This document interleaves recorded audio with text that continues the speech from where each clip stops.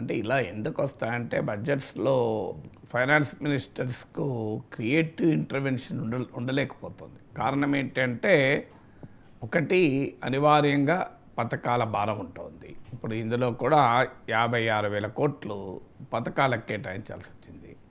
So 6 గ్యారంటీలు, దాంతో సహజంగానే అన్ని పథకాలకు పూర్తిగా కేటాయింపులు ఉంటాయంటే ఉండవు.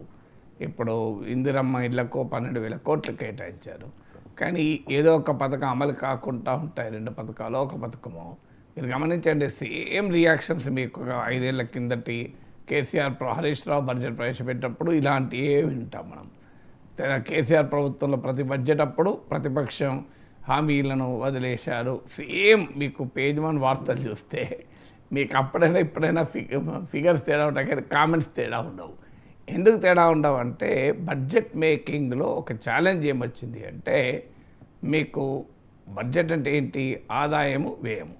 ఈ ఆదాయము వ్యయాన్ని అడ్జస్ట్ చేయడంలో ఫైనాన్స్ మినిస్టర్స్కి వస్తున్నటువంటి ఇష్యూ ఇక్కడైనా ఎక్కడైనా, సో కమిటెడ్ ఎక్స్పెండిచర్ గణనీయంగా ఉంటుంది. అంటే శాలరీసు, మీకు డెట్ సర్వీసింగు, సో వీటిని కమిటెడ్ ఎక్స్పెండిచర్ అంటారు. దాంతో మీకు ఆ రూమ్ అంటే ఎల్బో రూమ్ అంటే నీకు ఫ్రీడమ్ అనేది చాలా పరిమితంగా ఉంటుంది. అందుకే బడ్జెట్లు ఇంక్రిమెంటల్గా ఉండటానికి కారణం అది. ఇప్పుడు ఇందులో కూడా మీరు గమనిస్తే 2,26,000 crores వరకు రెవెన్యూ వ్యయం ఉంటే 36,000 అనుకుంటాను. సో క్యాపిటల్ ఎక్స్పెండిచర్ ఉంది. అంటే రెవెన్యూ వ్యయము, క్యాపిటల్ ఎక్స్పెండిచర్ అంటే అర్థం ఏంటి? మీరు రోజువారీ రొటీన్ ఎక్స్పెండిచరా లేక అభివృద్ధిని క్రియేట్ చేసే ఎక్స్పెండిచరా? క్యాపిటల్ ఎక్స్పెండిచర్ అంటే మూలధన వ్యయం అంటారు, అంటే income generating expenditure.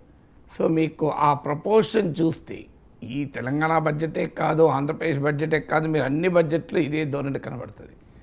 Heavy Reliance on revenue expenditure ఉంటుంది, మీకు క్యాపిటల్ ఎక్స్పెండిచర్ ఏమో పరిమితంగా ఉంటుంది. సో క్యాపిటల్ ఎక్స్పెండిచర్ ఏమో అభివృద్ధిని క్రియేట్ చేసి అదనపు ఇన్కమ్ను క్రియేట్ చేసేది. రెండవ ధోరణి ఏంటంటే అప్పులపైన ఆధారపడడం. ఖర్చు విషయానికి వచ్చినప్పుడు ఈ ఛాలెంజ్, రెవెన్యూ వ్యయ భారం ఎక్కువగా ఉంటుంది, కమిటెడ్ ఎక్స్పెండిచర్ భారం ఎక్కువగా ఉంటుంది. సో కేటాయింపులకు ఉండేటువంటి ఫ్రీడమ్ ఫైనాన్స్ మినిస్టర్ తక్కువ ఉంటుంది. రెండవది ఏంటి అంటే మీకు ఈ అప్పులపైన ఆధారపడప్పుడు ఈ బడ్జెట్లో కూడా 70,000 కోట్ల రూపాయలు అప్పులు చేయాల్సిన పరిస్థితి. ఎందుకంటే ఫిజికల్ డెఫిసిట్ 54,000 కోట్లు ఉంది. అంటే ఫిజికల్ డెఫిసిట్ అంటే టోటల్ ఆదాయం ఎంత, టోటల్ ఎక్స్పెండిచర్ ఎంత, అంటే ఆదాయాన్ని మించి ఖర్చు అంచనా ఎంత ఉంది అని. అది 54,000 కోట్లు ఉంది. అది ఎక్కడికెళ్ళి వస్తుంది? పన్నులు విధించేటువంటి అవకాశమేమో తగ్గిపోయింది. సో అనివార్యంగా ఇప్పుడు ఏదైనా భూములు అమ్ముకోవడం ద్వారా సంపాదించాలి, లేదంటే మరి కొత్తగా అప్పులు చేయాలి. అందుకే ఇప్పుడు మీరు ఈ బడ్జెట్లో కూడా నెక్స్ట్ ఫైనాన్షియల్ ఇయర్లో 70,000 కోట్ల అప్పులు చేస్తామన్నారు. ఒక సహజంగా బడ్జెట్లో ఇంకో ధోరణి ఏంటంటే ఎక్స్పెండిచర్స్ ఏమో ఇన్కమ్స్ ఎక్స్పెండిచర్స్ ఎక్కువ చేసి బడ్జెట్ సైజును గణనీయంగా బాహుబలిగా చూపెట్టాలనే ప్రయత్నం చేస్తారు. అయితే ఈ బడ్జెట్లో ఆ పెద్ద ఎత్తున ఆ ప్రయత్నం కనిపించదు. ఎందుకంటే లాస్ట్ ఇయర్ బడ్జెట్ 2,91,000 crores, ఇప్పుడు 3,04,000 crores. హిస్టారికల్గా తెలంగాణలో మొదటిసారిగా బడ్జెట్ 3 లక్షల కోట్లు దాటింది, ఆ హిస్టారిక్ మైల్ స్టోన్. కానీ 5% లాస్ట్ ఇయర్ బడ్జెట్ కన్నా కూడా 5% మాత్రమే పెంచి పెట్టారు. అంటే కొంతమేరకు ఇన్ఫ్లేటెడ్ కాదని.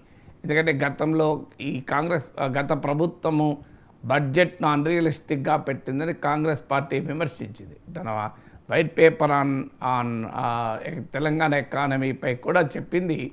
లాస్ట్ ఇయర్ 10 ఏళ్ల తెలంగాణ అనుభవం బడ్జెట్కు యాక్చువల్కు బడ్జెట్ కేటాయింపులకు మధ్య 20% గ్యాప్ ఉంది అని విమర్శించారు.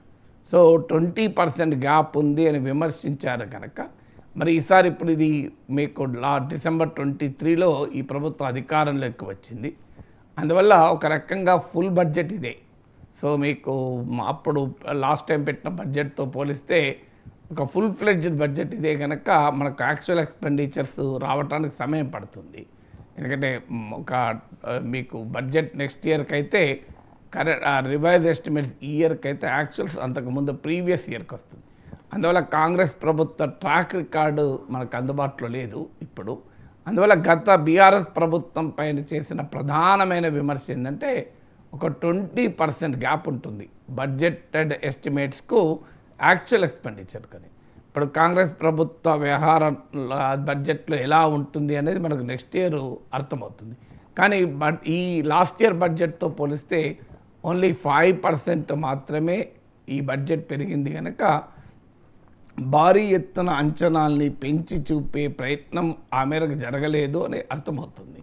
బట్ స్టిల్ ఇక్కడ ఇంకొక ముఖ్యమైన అంశం ఏంటంటే బడ్జెట్ అనే వరకు ఒకప్పుడు ప్రభుత్వాలకు, రాష్ట్ర ప్రభుత్వాలకు ఆదాయ వనరులను ఒక క్రియేటివ్గా పెంచుకునే అవకాశం ఉండేది.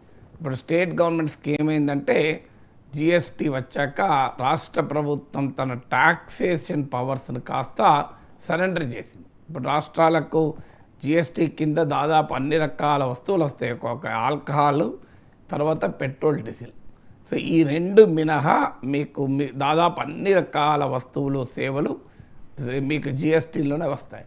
అందువల్ల ఇక రాష్ట్ర ప్రభుత్వం కొత్తగా పన్నులు ఏం పెంచాలి? పెంచితే మద్యం మీద పెంచాలి, లేదంటే పెట్రోల్, డీజిల్ పైన పెంచాలి. అంటే ఎలాస్టిసిటీ అంటే తన ఆదాయ వనరులను ఓన్ ట్యాక్స్ రెవెన్యూస్ అంటారు.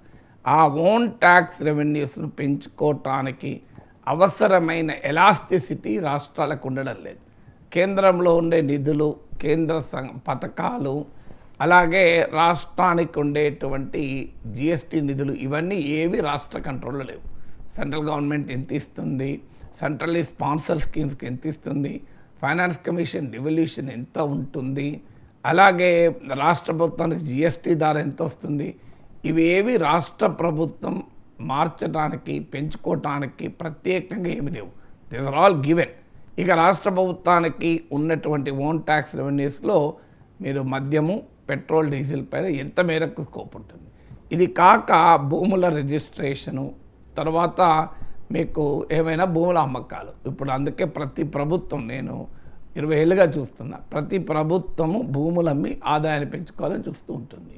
సో అందువల్ల రాష్ట్ర ప్రభుత్వాలకు ఉండేటువంటి ఈ ఫిస్కల్ స్పేస్ కాస్త దెబ్బతిన్నది. అంచనాలు, ప్రామిసెస్ ఏమో చాలా అడ్డగోలుగా ఇస్తున్నారు. సో సహజంగానే భారీగా హామీలు. ఈ మధ్య ఇండియా టుడే కాంక్లేవ్లో రేవంత్ రెడ్డి కూడా అంగీకరించారు. దీనిపైన దేశవ్యాప్త డిబేట్ జరగాలి. ఇందులో ఈ పరుగు పందంలో నేను కూడా భాగం కావాల్సి వచ్చింది. ఎందుకంటే రాజకీయాల గేమే అలా నడుస్తున్నప్పుడు నేనేం చేయగలను అన్నాడు.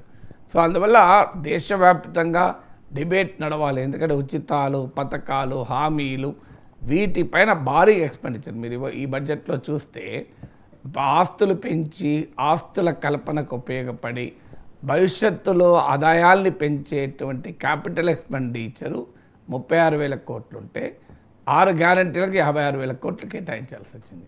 సో అంత డిఫరెన్స్ ఉంది మీకు. సో అంటే క్లియర్గా వెల్ఫేరు, ప్రజలకు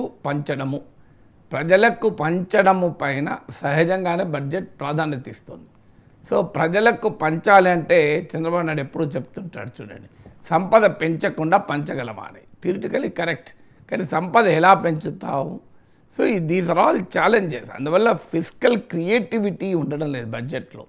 మీకు ఒక సృజనాత్మకతతో ఏం చేయాలి, రాష్ట్ర ఆర్థిక వ్యవస్థ, అలాంటప్పుడు పరిష్కారం ఏంటి అంటే ఏ బడ్జెట్ అయినా, బడ్జెట్ అంటే కేవలం కేటాయింపులే కాదు, ప్రభుత్వాల ఫిస్కల్ పాలసీస్ వల్ల, ఫిస్కల్ మెజర్స్ వల్ల స్టేట్ ఎకానమీని ఎక్స్పాండ్ చేయడం తప్ప మరో మార్గం లేదు.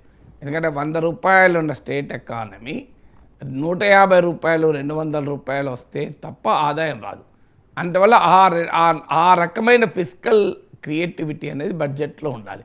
ఏం చేయగల స్టేట్ ఎకానమీని ఒక 2 ఏళ్లలో, 3 ఏళ్లలో, 5 ఏళ్లలో నేను డబుల్ చేయగలనా, డబుల్ చేయడానికి ఉన్నటువంటి అవకాశాలు ఏంటి, ఆ ప్రణాళికలు ఏంటి, అది రాష్ట్ర ప్రభుత్వాలు చూపెట్టాలి.